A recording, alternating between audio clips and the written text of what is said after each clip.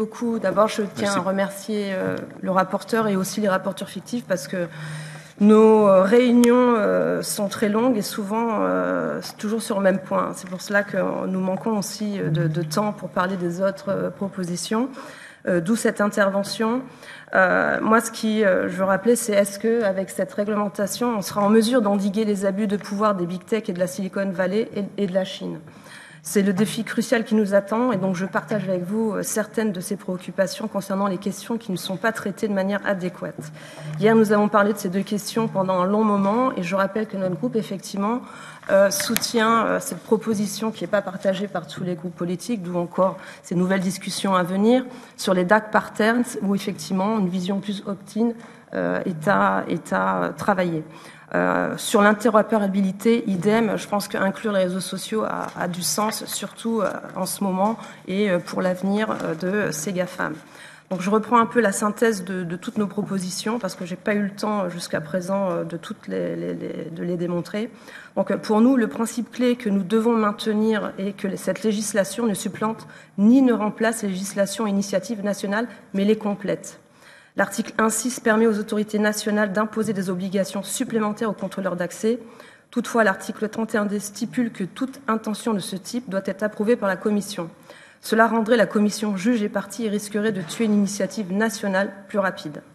Mon groupe adhère au principe selon lequel, en cas de désaccord entre les États membres et la Commission sur une obligation à introduire, c'est le groupe de haut niveau qui doit rechercher un compromis et prendre la décision finale. Deuxièmement, notre préoccupation concerne aussi l'article 8 sur la suspension des mesures. Les contrôleurs d'accès doivent se conformer aux règles que nous établissons ici, sans exception, et la définition de mesures d'urgence nous paraît trop vaste. L'article 8 est donc une invitation ouverte aux contrôleurs d'accès à contourner des mesures cruciales. Le fait que certaines de ces obligations puissent affecter leur performance économique n'est pas notre préoccupation première. Nous ne voulons certainement pas fournir aux contrôleurs d'accès des échappatoires pour se soustraire aux obligations que nous avons mises en place. Ainsi, la suspension ne devrait être envisagée que dans le cas d'une insolvabilité imminente, faillite. En dehors de cela, nous devons nous concentrer uniquement sur la protection des utilisateurs et des entreprises européennes. Troisièmement, nous devons mettre un terme à la pratique des acquisitions prédatrices ou meurtrières. On en a commencé à en parler hier. Au cours de la dernière décennie, Facebook a acquis des centaines d'entreprises dont des dizaines ont ensuite été fermées. Si nous voulons donner une chance aux start-up européennes et au développement d'un champion numérique européen, cette pratique doit cesser ou en tout cas être imposée via cette réglementation. Enfin, un mot sur les lanceurs d'alerte. Vous avez effectivement rappelé que vous avez intégré cette notion, mais elle ne nous semble pas assez développé dans cette proposition de règlement.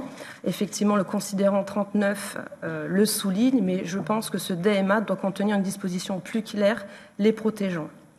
D'ailleurs, nous aurons, je crois, une audition bientôt et ça sera l'occasion peut-être d'échanger à ce sujet et voir si nous pouvons mieux intégrer ces lanceurs d'alerte.